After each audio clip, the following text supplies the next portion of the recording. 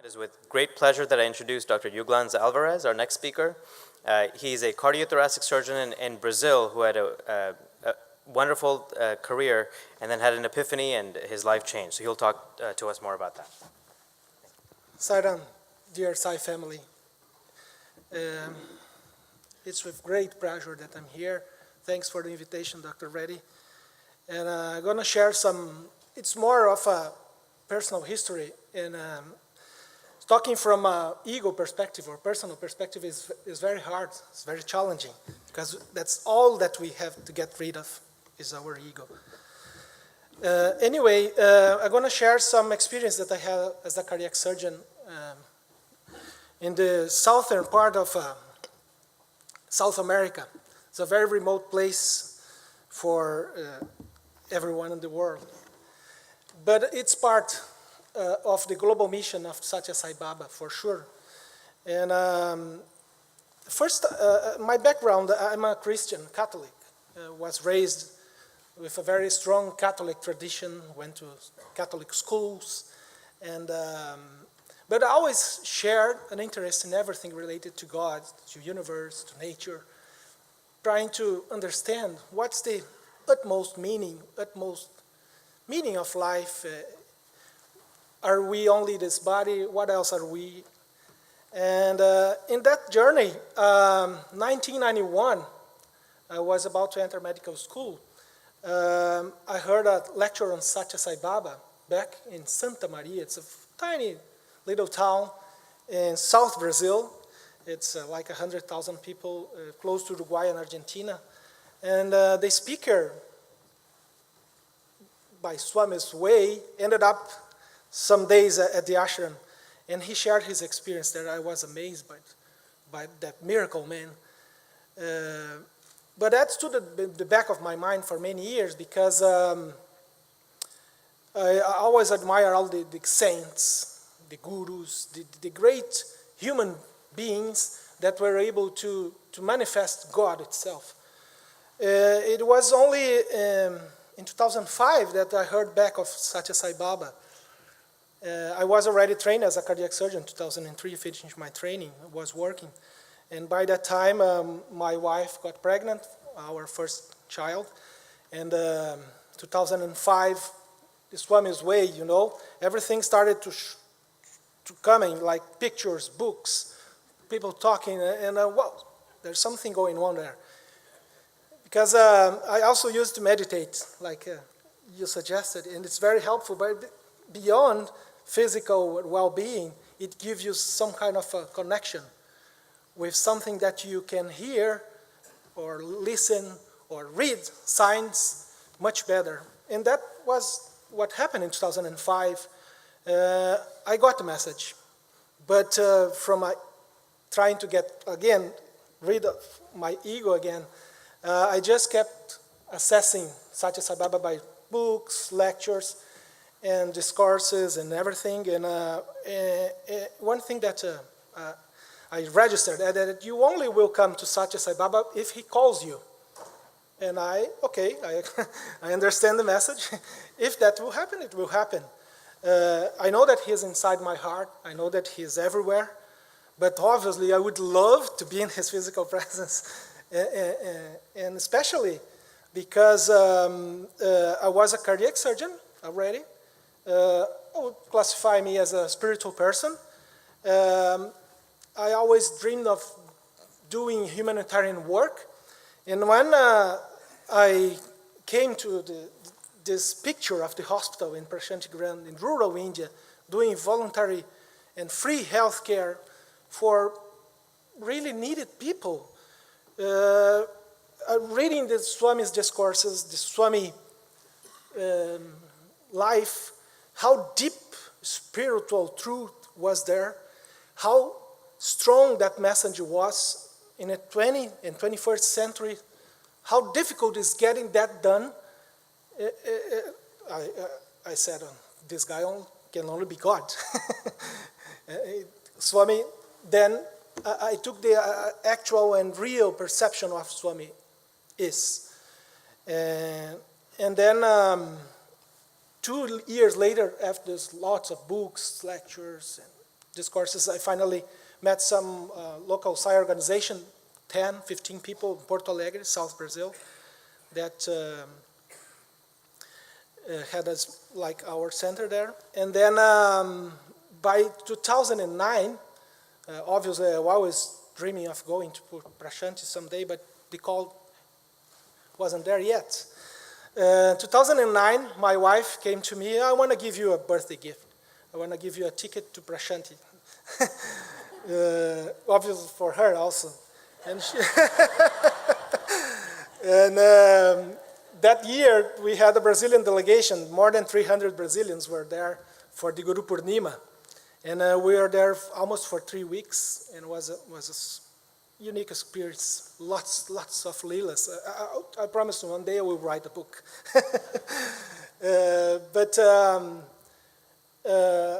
Among the most interesting things on that Guru Purnima was the 2 discourses that Swami made, the day of the Guru Purnima and the day after, talking about morality, our love for our duty, morality in society, and the role of the women in society. And my wife was and is an endocrinologist, a medical doctor, but Swami told about the importance of women being mothers. And that touched us, I would say, very deeply. And then we decided that we have to follow Swami's instructions or Swami discourse some way. But also we said, okay, Swami will show us the way. Okay, let's go, let's move. 2009, that year I got kind of a very strong feeling of connection with Swami. And 3 months later we had the convention here, October 2009, and we came. And then 2010, it's a very interesting episode. One of the things that I want to share with you, very interesting. 2010, we have the pre-World Conference in Buenos Aires, Argentina. And that February, the conference was in March. That February, I had a dream with Swami. Swami came in white. I already knew and was planning to attend the World Conference on Cardiac Surgery that would be in Chennai in October. Anyway, that I didn't tell Dr. Reddy this. I'm going to share with you now because we're a part of this story.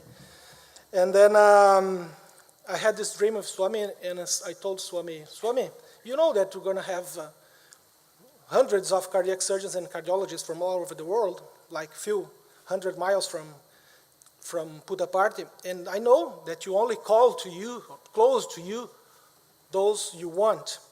And Chennai is very close. What about doing a conference in Puttaparthi and show the world what's being done in cardiac surgery? Free healthcare, high quality. And Swami said, you can propose that. And then he went. Okay, I kept that dream in my mind. And in March 2010, like 6 weeks later, we were in Buenos Aires. In one of the hallways, I met Dr. Reddy. And briefly talked to him and said, Dr. Reddy, you know that we're going to have a World Conference on Cardiac Surgery in Chennai, October. What about doing something pre or post conference in Puttaparthi to show the world what's being done there? And he said, okay, I will ask Swami, but okay. Anyway, that was late March. By mid-May, Dr. Reddy sent me emails. We submitted the proposal to Swami, and Swami accepted. And he said we should do the conference. But that was late May, mid to late May. And the conference should be in October, like 4 months ahead. So it won't happen, because, how was going to organize that? And then, but obviously, I believe Swami decided it will happen some way. Anyway, here we have the picture of what happened. Hundreds of cardiologists and many of us are here. And that's October. And we ended up having a wonderful conference. Swami attended 2 lectures, one on cardiac revascularization, other on echocardiography. And he wasn't assisting. It was amazing. Anyway, the conference was a success, very successful. And at that day, From that day on, I engaged more and more in the organization, and we started doing some seva, as you can see, in our underprivileged communities back in Brazil, South Brazil. I did a master's degree in cardiology and psychiatry, because in our university there was a World Health Organization connection on tools to research and measure spirituality. And I kept working as a cardiac surgeon at the public health system. So I had very good tools to put in practice all what Swami described. Be aware of what you ask to Swami, especially when you're in the Kulwan Hall. I asked Swami, because I already was working with heart transplantation and heart failure surgery, and I asked him to have a deep understanding on what happens to donors and recipients on a physical and on a non-physical level in the transplant field. Because even if you read on the sacred scriptures, or if you read in the technical medical books, there's no mention to what happens to subtle levels. We know that we have subtle levels of existence. So I'm really curious about what's going on when someone has or is on brain death, and I go there and take the heart, someone get the liver, the lungs. I can feel some life there, but I cannot describe what's going on there. So I'm very curious about that specific field. As I said, we are body and soul. Our awareness by the time of transition between this life and the afterlife, our awareness fluctuates. What's the free will of that donor, that patient? We have a lot to discover on those subtle levels of existence. And obviously, it's an utmost act of love. So I was really curious about all of this. But Swami didn't give me a direct answer. He only nodded. And by that time, I already knew that this is yes. And then, but he didn't say what's going on. But what happened is, I went to the field to do some work on spirituality in cardiology and psychiatry. And finally, I say Swami guided our family to Canada when I got first a fellowship, then a position, a job on heart failure surgery at Toronto General Hospital, when we were doing a lot of vanguard research in terms of heart transplantation. I'm far away of getting at the subtle levels of existence, but we're doing a lot in terms of the frontiers of heart transplantation, donation after cardiac death. That is one of our transplants that we did. The big heart is the old one, and the little one is the new one. The little one works much better. And but donors, we're doing special work on donors because they are a fundamental fields, sometimes a little bit forgotten, because when you go there, we go with this concept, technical concept that it's a dead body with organs that are functioning. I changed that. I started a Canadian initiative, and now it's a policy in Ontario, where we stop the organ donation. Before we start the organ donation, we stop for 1 minute, and everyone can do what they want. I usually pray, internally pray for that soul have a good transition to the next life. And then we work on the DCD heart transplantation. There's heart transplantation after the heart stops to work. That's we're working with England and Australia as well. And working heart failure surgery field in general with palliation. You have heart failure patients are at the edge of life, of physical life. So they are very prone and very open to discuss spiritual matters and spiritual issues. So in summary, I say that it's a life-changing re-encounter. It was and it is personal, it's unique, but mirrors experience from all over the audience. I know that everyone has experience with Swami that are very significant. And it shows because I'm from a very far cultural background, very far distance, how I came close to Swami. No matter where we are or now, or where or how we are, it shows no boundaries.